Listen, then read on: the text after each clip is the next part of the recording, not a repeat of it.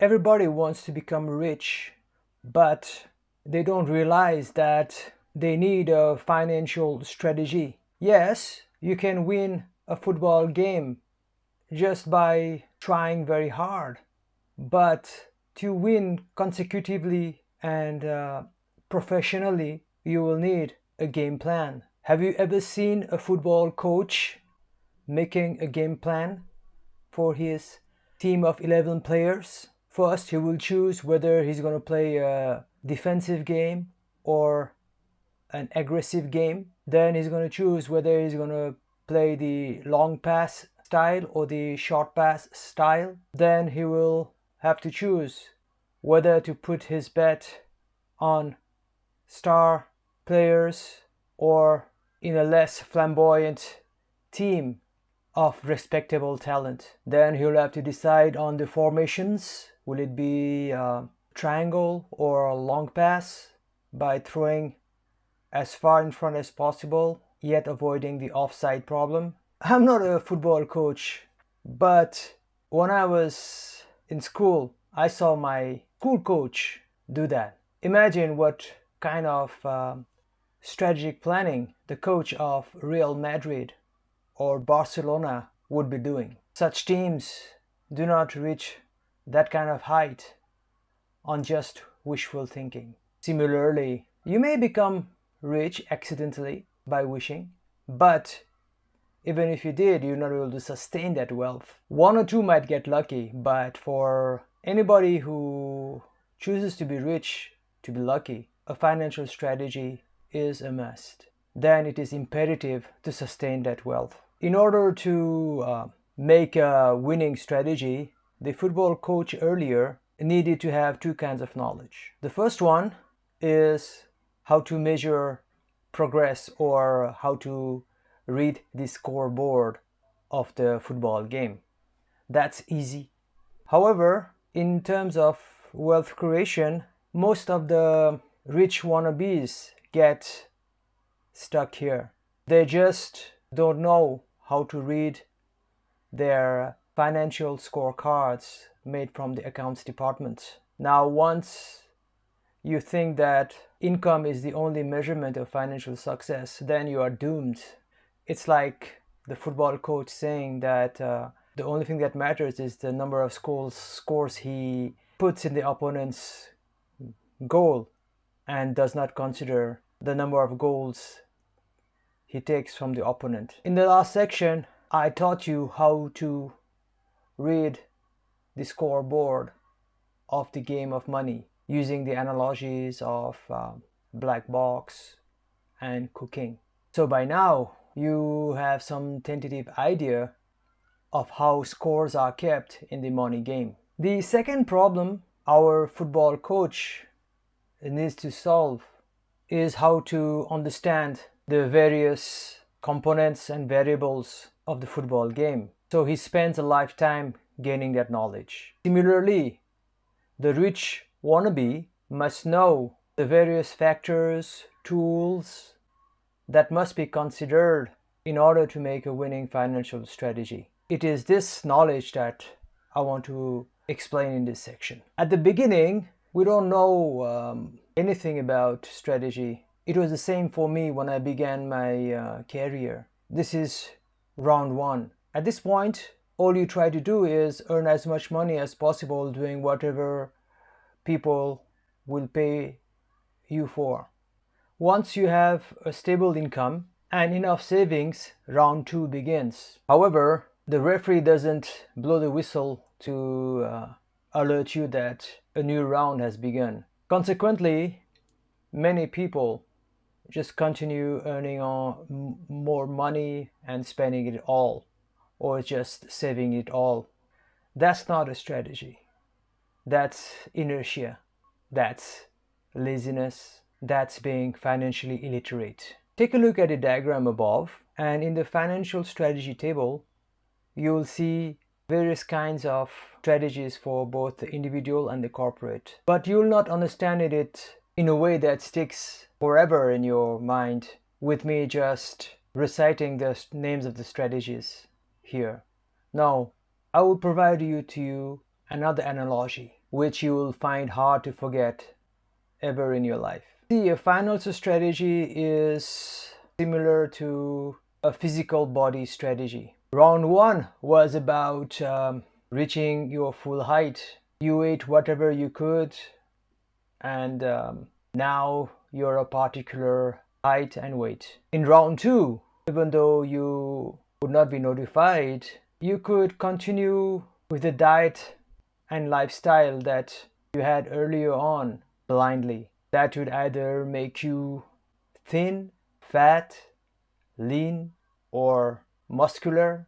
However, it's most likely that you'll either be very thin or very fat. You do not have a diet plan and lifestyle strategy. In terms of diet, to simplify this analogy, let's say that you only have three options. It can be carbohydrates heavy, or protein heavy, or a mixture. In terms of lifestyle, you again have three options. It can be sedentary, highly physical, or a mixture. As anybody who is struggling with managing his weight would know, diet and lifestyle go together. So if we use the formula for permutation between the diet and the lifestyle, we'll have 9 possible combinations. But I don't want to take this analogy that far.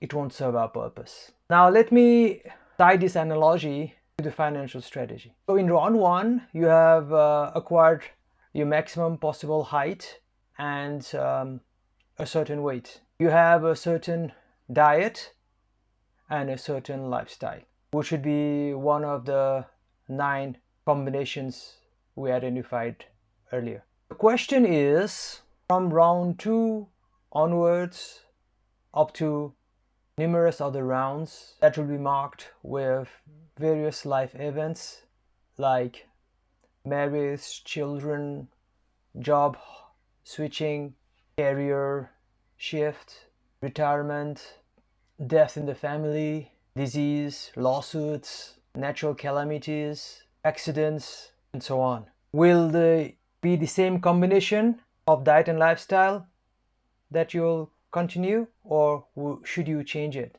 Obviously, for every round, you should change your diet and lifestyle combination. In the financial world, diet would be equivalent to how you allocate your capital. Broadly, it's of 2 types. You could focus on cash, which is equivalent to carbohydrates. Also, you could focus on investments, which would be equal to protein. Of course, the third would be a mixture of the two, cash and investment. In the money game, lifestyle is equivalent to risk tolerance. Sedentary lifestyle would mean very low tolerance for risk, while physical lifestyle would be equivalent to a high tolerance of risk. Again, the third is a mixture of the two. This holds true for both the individual and the business. The business might have earned lots of money by selling its products and services, but in round 2, it has to make a decision on financial strategy it will take. So let's start with the individual. As we have discussed for the diet and lifestyle permutation, there is the same 9 different type of combination for the financial strategies. However, this is only a concept, so I will not try to fit in the strategies popular in the money game nowadays in them forcefully just to win an argument. So let's say that you prefer cash and you are not willing to take risks. Such a person doesn't become rich by doing whatever he was doing in round 1. He would use the strategy that is based on a very famous book, but which also stands on its own, called The Simple Path to Wealth. Basically, you just save a portion of your income and invest it in financial tools like fixed deposit, certificates of deposits, mutual funds, and so on, which are very low risk. However, if you prefer investments and are willing to take high risks, then the best strategy for you would be the rich dad poor dad philosophy, whereby you make the money work for you by acquiring various businesses. Mental stress is very high, and like in the physically active lifestyle, you'll have a lot of things to do.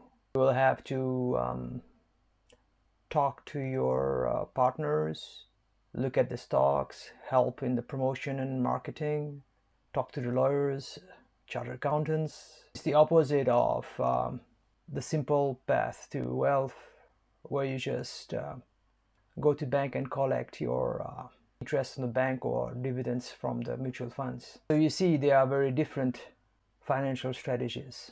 They arise from the personality archetypes, as you can see in the diagram, under the heading of strategic resonance matrix. Later one is the visionary archetype, and the former one is the accumulator archetype. The very famous financial strategy known as FIRE movement, or financial independence, retire early movement, would be either of the above two strategies, with a big difference. Individual who follows this strategy is a minimalist and saves more than 50% of his income from an earlier age, so that they have a passive income by the age of 40 or earlier. That is enough to sustain their lifestyle, or more accurately, their expenses. In the case of the corporate world, companies also have their own personality archetypes. So the accumulator archetype will choose cash over investments and will be averse to risk. This means that they will basically stick to their guns and keep doing what they are good at. They will be stingy with heavy budgeting practice. Then the companies that have the visionary archetype would prefer investments over cash and would be very open to risk. So they will either invest heavily in their own processes in the form of R&D. Some of them might go into merger and acquisitions, and yet others might move away from the red ocean or competition to the blue ocean or radical innovation.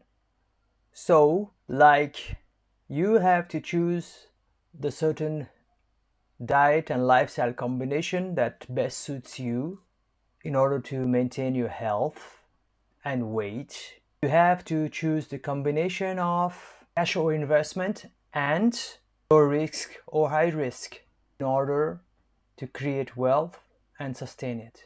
By knowing this, you are like ball coach who knows the football game works. Now you know how the money game works. You must understand that any strategy will have an outcome. A football game will have the outcome of either winning or losing the match, or diet and lifestyle strategies will have the outcome of either us becoming thin, lean, or fat, or muscular. Similarly, the earlier strategies that we discussed will all have outcomes. Good ball coach is able to calculate the possible outcome of the game plan that he makes. He knows very well that the strategy of the other team, the weather, the mood of the players will determine the actual outcome. But at least he's very sure that his mind has got to have the ideal outcome correct, allowing for any deviation. Similarly, in finance game, you must know the expected outcome of your strategy. Of course, might deviate due to our own cognitive biases that we discussed earlier and external factors like recession, inflation, and so on. Outcomes of the financial strategies, again, follow the three principles of finance. So the path to wealth strategy we discussed earlier have a very long value of money, but at one point there will be a tipping point because of the exponential nature of the investment. That's the signature of this strategy. You won't be rich in the next 5 years, but in the next 3 years, you'll be incredibly rich. The outcome of the rich dad poor dad strategy is very high risk return trade-off. So if the acquisition, the business works out, the rate of return will be up as much as 50% and over. The TVM this way shoots through the roof. However, if there's an emergency because there's no cash, you might need to borrow. Blue ocean strategy we discussed earlier, again an example of the same outcome that we discussed in the earlier paragraph of high risk return trade-off. And the accumulators archetype strategy is the same as a simple path to wealth strategy, talking about a very long time value of money. But in both strategies, capital is retained in the form of cash, or any emergency is handled without stress having to borrow. Finally, we have come to the end of the unified theory of wealth creation. Like the football coach will have to test his game plan in the actual game, you too will have to test your financial strategy in the real money game. That will lead new source documents in the form of invoice, receipts, journal entries, and so on. This way, the whole cycles that we described as the tree of account and finance begins again. Your strategy will cause financial transactions that will cause source documents, which will be the input for the double entry system, which will create the three financial statements of profit and loss, balance sheet, and cash flow. Then the actual results will be measured against the three principles of finance, namely TVM, RRT, and CA.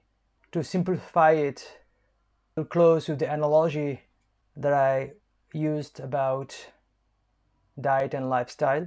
So this month chose to use a certain combination of diet and lifestyle, meaning you chose to eat less carbohydrates and more protein and do more physical exercise. Estimated that you would lose 2 kilograms that month. So that's the equivalent to making the strategy and estimating the outcome. Finally, on the last day of that round, that is after 1 month, you stand on the weighing machine, should be equivalent to the of account and finance, and you'll read number that the machine shows. That's the equivalent of the financial reports. You'll decide to a simple arithmetic calculation of finding the difference between your weight before 1 month and after 1 month. It would be the equivalent of the using the three principles of finance. So as expected, you could have lost 2 kilograms, or you might have failed to do so, or worse, you might have gained weight. This is equivalent to saying that your strategy worked, or created problems and made you poorer. This is the input for choosing a better strategy in the next round. Maybe you do not consider the external factors or your own negative biases and your own personality archetypes. So do assessment and find or make a new financial strategy, follow through, follow 10 After a time period, step on the voluntary system and find out if you have become richer. And this is the way to create wealth and sustain it forever.